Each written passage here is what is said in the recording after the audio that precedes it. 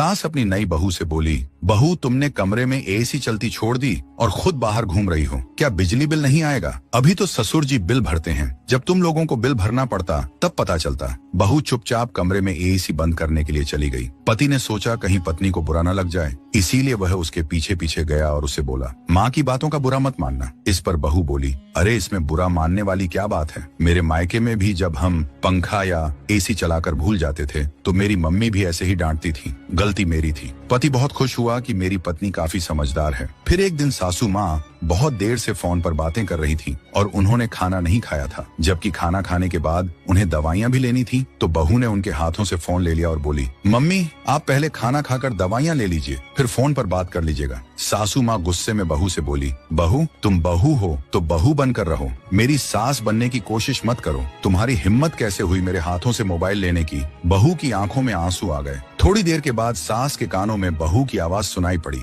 बहू फोन पर अपनी माँ से कह रही थी, माँ मैं तो सासू माँ को आपकी तरह अपनी मम्मी मानती हूँ और उनकी किसी भी बात का बुरा नहीं मानती, लेकिन वो मुझे अपनी बेटी की तरह नहीं मानती। जब मैं आपके हाथों से फोन लेकर खाना खाने के लिए बोलती थी तो आप कितने प्यार से मेरे सिर पर हाथ रखकर कहती थी, मेरा कितना ख्याल रखती है तू। लेकिन जब सासू माँ से मैंने इसी हक से फोन लेकर खाना खाने की बात कही तो उनको बुरा लग गया। मैं तो बस इतना चाहती थी कि वह वक्त पर दवाई ले ले। मम्मी आज मुझे समझ में आ गया, बहू चाहे कितनी भी कोशिश कर ले सास ससुर को माँ बाप मानने की, लेकिन सास ससुर कभी भी बहू को बेटी जैसा प्यार और हक नहीं दे सकते। खैर मम्मी, मैं आगे भी कोशिश करती रहूंगी, लेकिन एक सीमा तक अगर मुझे नहीं अपनाया गया तो फिर मैं भी स्वतंत्र हूँ। अपने फैसले खुद लेने के लिए निष्कर्ष बहू को सम्मान दें, क्योंकि रिश्ते दोनों तरफ से निभाए जाते हैं, एक तरफा रिश्ते बस ढोए जाते हैं।